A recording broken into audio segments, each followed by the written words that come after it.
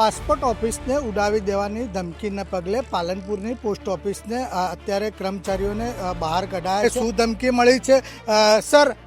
નમસ્કાર સર, અત્યારે જે પોસ્ટ ઓફિસને પાસપોર્ટ ઓફિસને ઉડાવી દેવાની ધમકી મળી છે, શું બોલું?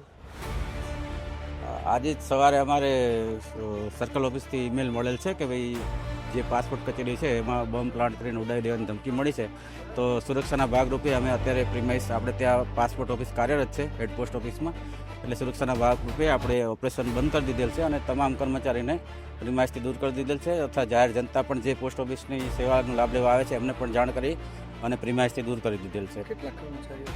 આપણે લગભગ અંદાજે 200 કર્મચારીઓ છે અને જે જાહેર જનતા સેવાનો લાભ લેવા માટે આવતી હોય છે ને બધાને દૂર કરી દીધેલ છે। પોલીસને જાણ કરી? પોલીસ અને ડિસ્ટ્રિક્ટ કલેક્ટર સાહેબને જાણ કરી દીધી છે અને સુરક્ષાના ભાગરૂપે દરેક પગલાં લેવાઈ રહ્યા છે। આપણે જોયું સુરક્ષાના ભાગરૂપે પાસપોર્ટ ઓફિસ તેમજ પોસ્ટ ઓફિસના કર્મચારીઓને બહાર નીકાળી પોલીસને જાણ કરાઈ છે। અંકિત વ્યાસ, ન્યૂઝ ઓનલી, બનાસકાંઠા।